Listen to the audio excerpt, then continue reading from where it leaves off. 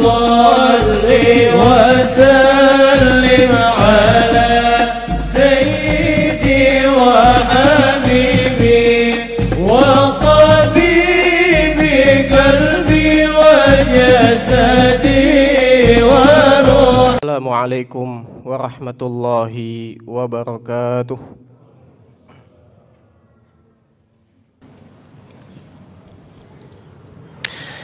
Alhamdulillah, alhamdulillahilladzi kana bi'ibadihi khabiran basira, wa tabarakalladzi ja'ala fis samaa'i burujan wa ja'ala fiha sirajan wa qamaran munira. Wa ashhadu an la ilaha illallah wahdahu la syarika lah, wa ashhadu anna sayyidana Muhammadan abduhu wa rasuluhu alladzi ba'athahu Allahu bil haqqi basyiran wa nadhira wa da'iyan ila Allahi bi iznihi wa sirajan munira.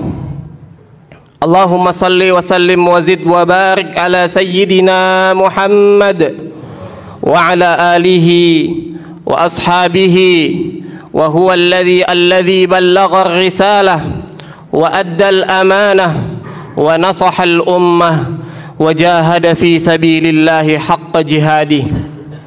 Amma ba'd, faya ayyuhal muslimun, usi nafsi wa iyyakum bitaqwallah, fa innallaha yuhibbul muttaqin. Faqad qala Allah ta'ala fi muhkamit tanzil, wa huwa asdaqul qailina, a'udzu billahi as-sami'il 'alim minasy syaithanir rajim. Ya ayyuhalladzina amanu taqullaha haqqa tuqatih wa la tamutunna illa wa antum muslimun. Shadaqallahul azim. Jamaah sidang salat Jumat Masjid Al-Hamra yang sama-sama mengharapkan ridha dan kasih sayang dari Allah Subhanahu wa taala. Alhamdulillah, pada hari ini Allah Subhanahu wa ta'ala masih memberikan kita berbagai macam nikmatnya.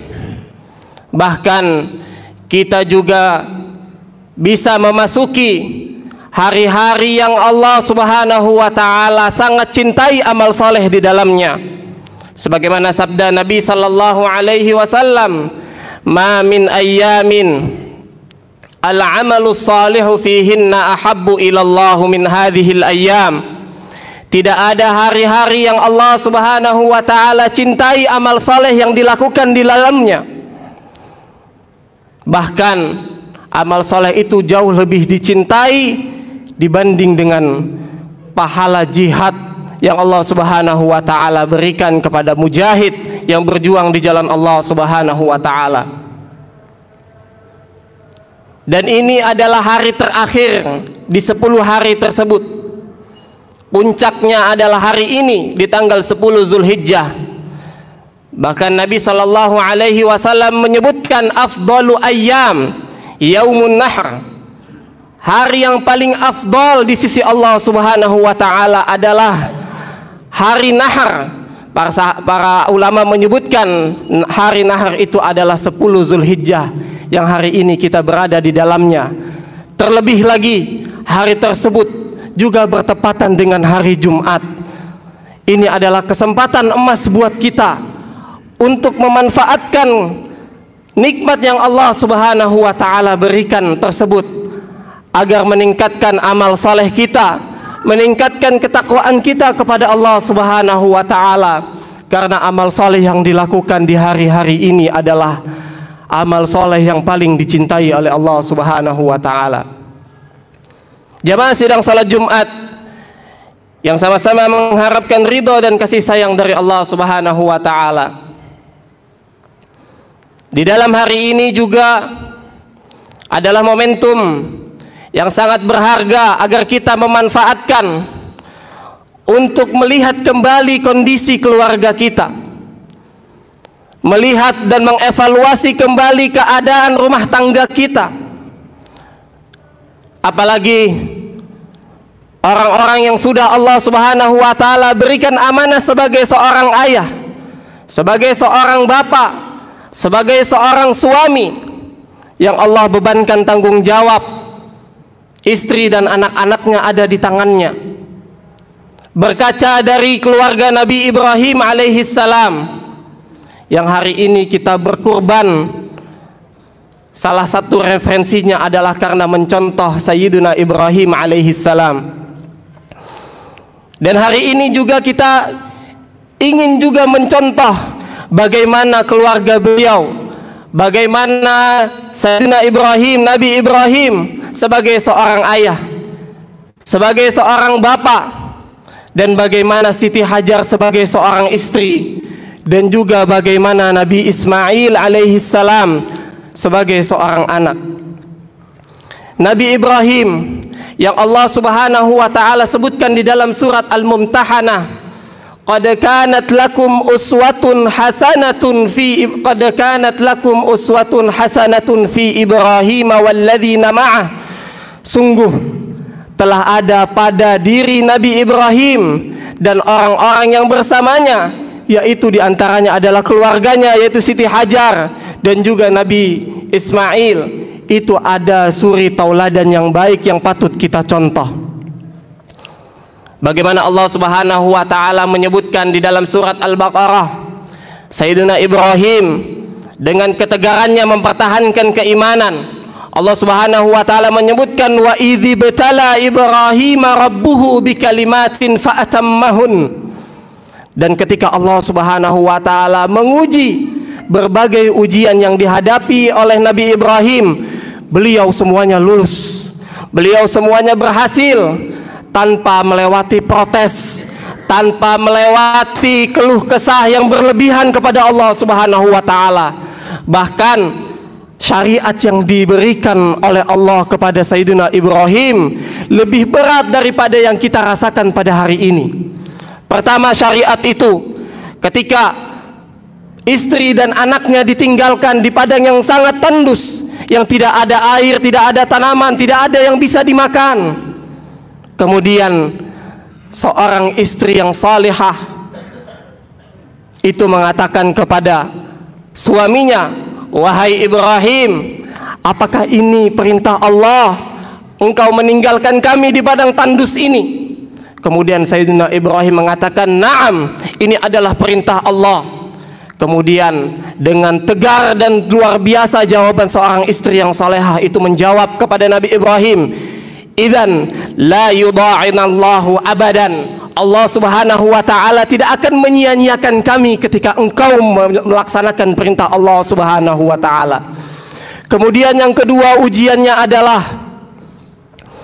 tidak diberikan seorang anak sebelum datangnya atau kejadiannya yang sudah tadi kami sebutkan.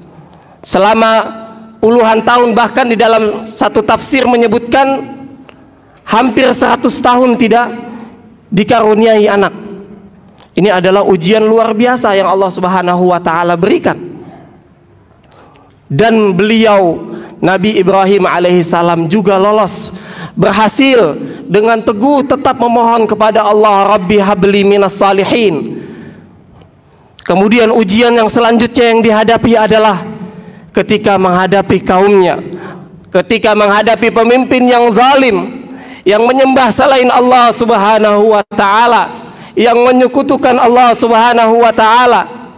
Beliau juga berhasil mendakwahkan para kaumnya, menyampaikan apa yang hak menurut Allah Subhanahu wa taala. Bahkan juga karena resiko mendakwahkan dakwah yang disampaikan oleh Sayyidina Ibrahim, beliau harus mendapatkan ujian berupa dibakar hidup-hidup oleh kaumnya sendiri. Ini adalah ujian yang sangat berat. Akan tetapi yakinlah, ketika perintah Allah Subhanahu wa taala itu Allah langsung yang memerintahkan, pasti Allah tidak akan pernah menyia-nyiakan kita bagi yang telah melaksanakannya dengan tulus dan ikhlas, dengan penuh ketundukan kepada Allah Subhanahu wa taala. Juga ketika diuji untuk menyembelih anaknya, yang hari ini syariat tersebut masih dilaksanakan oleh kita di tanggal 10 Zulhijjah, 11 Zulhijjah, 12 Zulhijjah dan tanggal 13 Zulhijjah. Itu kita disyariatkan untuk menyembelih hewan kurban yang referensinya dicontohkan oleh Nabi Ibrahim alaihi salam. Beliau yang saat itu juga tidak memiliki anak puluhan tahun, ketika baru beranjak dewasa, masih umur remaja belasan tahun, Allah Subhanahu wa taala mengujinya agar disembelih. Itu adalah ujian yang luar biasa bagi orang yang sudah bertahun-tahun tidak memiliki anak, baru memiliki anak sudah langsung diuji oleh Allah Subhanahu wa taala untuk disembelih. Ini adalah ujian yang luar biasa dari Allah Subhanahu wa taala kepada Nabi kita Nabi Ibrahim alaihi salam.